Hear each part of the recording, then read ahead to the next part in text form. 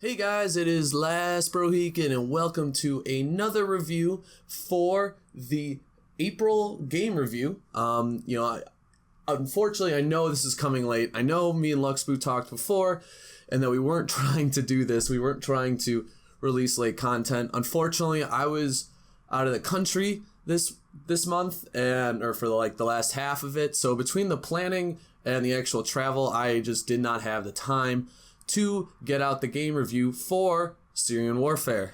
Now, what I am going to say right now is that this won't be a 3-minute review. This one will be a little bit longer just because I want to be a little bit more enriching on the content and what I give and not just spitball it at you guys real quick. I want to really try to dive in and explain my reasoning as to why there were certain things I liked about Syrian Warfare and why there were certain things I did not like. But before I go into what I like and didn't like, let's give a quick overview of the game. Syrian Warfare takes place in Syria, and it is based around the conflict that is currently ongoing there right now. This means that you are part of the pro-government forces, and you are fighting the terrorists, as they say in the game, but basically we all know that means ISIS, Daesh, however you want to call them. Some games that I'd say are immediately similar to Syrian Warfare are Men of War and Company of Heroes. However, as we both know, these two games are set in World War II and not in the modern warfare setting that we see in this game. For the duration of this review, I will definitely be drawing from these two games as they are the one that I am probably the most familiar with these real-time strategy, real-time tactical genre games. So bear in mind that if I do say Men of War or Company of Heroes a lot, it's hard not to at least look at games that I really enjoyed and not compare it to this game that I played for this month. So kind of like the nuts and bolts will be my first maybe big positive about the game. What I will say is that the game is very squad based in the sense that you can really choose the loadout for each squad to tackle each map. You do get a choice on where you want to battle or what scenario you want to play in, and you get to choose what troops you want to bring along with you. Now these troops are then comprised of 2 to 4 men or a tank with a crew or, troop transport, anything like that. And that's a pretty neat tactic. You're not just given an allotment of men and saying, hey, do with what you can with these guys because that's all you got. No, it's a little bit different with that.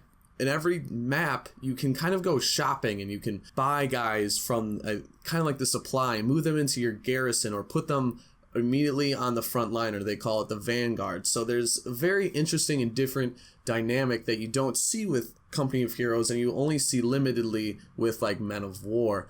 So I definitely really like that you can kind of tackle the map in each way that you see fit.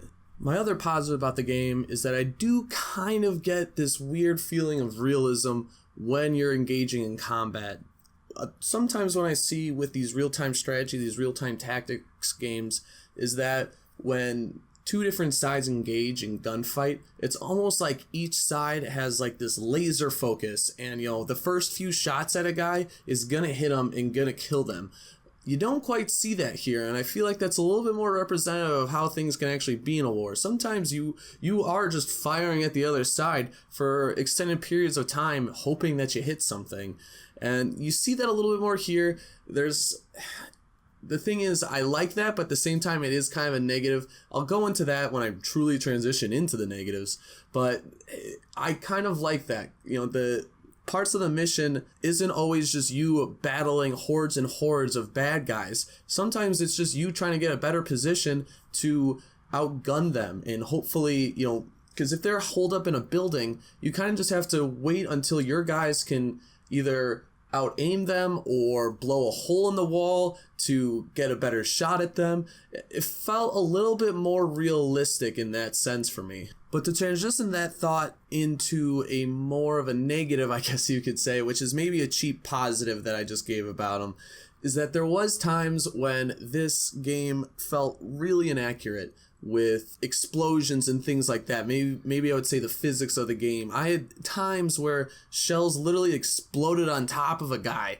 like would have just destroyed him, and the guy was fine, not a scratch on him. And so I feel like the game's physics or the game's design itself wasn't really looking at it as though where the bullets, where the shells being placed, but it was more of just like we're gonna just give everything a hit chance, and maybe it'll work out, maybe it won't. And so there was some times when the realism was not really found for me. The next negative I would have is that the squad commands and the squad placing is incredibly clunky in this game, which is a real bummer. For this game is new. It's not old or anything like that, and you can see much better squad placement in things like Men of War or Company of Heroes, or just so many other games that do this type of stuff. I mean, it's something where you just kind of click a button and then the guys figure it out on their own. They have complete autonomy in terms of where they choose to take cover. Sometimes that just means they sit and lay on the ground while they're just in an open field, and they just, there's just times where I was very frustrated with the cover system and the squad placement system.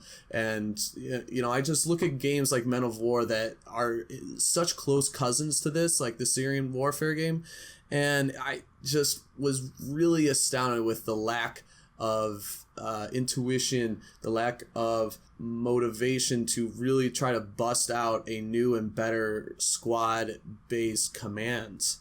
And then the last negative I have about the game is just the overall kind of cheap design that went with the game. I don't know. The graphics are a little bit outdated for something I would expect to see in 2017 for a 3D RTS shooter, not a shooter, but RTS. The GUI doesn't do anything for me. The heads up, there's just a lot of things that really just feel outdated and kind of cheesy for this game that did not help me sell it on at all. I mean, Men of War, if you've played that game, has some horrible voice acting, but with that, it still picks up in a lot of different areas, and it helps you at least get into the game, which I had a lot of trouble with this game. The Syrian warfare was not any sort of a really inspiring game for me. So if it's any mystery right now as to what I actually think about this game or what my verdict is, I'm not going to recommend this game. If I'm going to give it a rating right now, this gets like a 2 Gs out of 5 Gs for the game Gamuts. Unless you're just a really big RTS buff or a real-time tactics buff and you're just looking for the next one to get your fix, I would not recommend this game.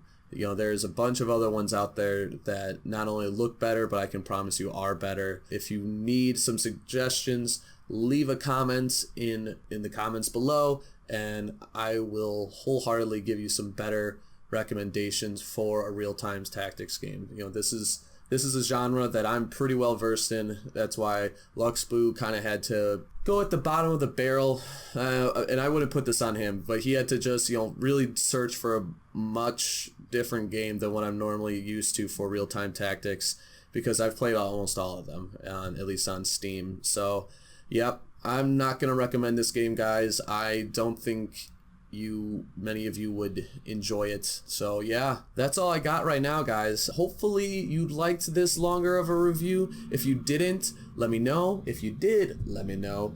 Also, if this is your first time listening to your boy Last Brohican, please hit that subscribe button. We love our subscribers. We just pretty recently hit 200, and we're looking to keep on moving. And that's all I got, guys. And as you know, happy gaming, gamers.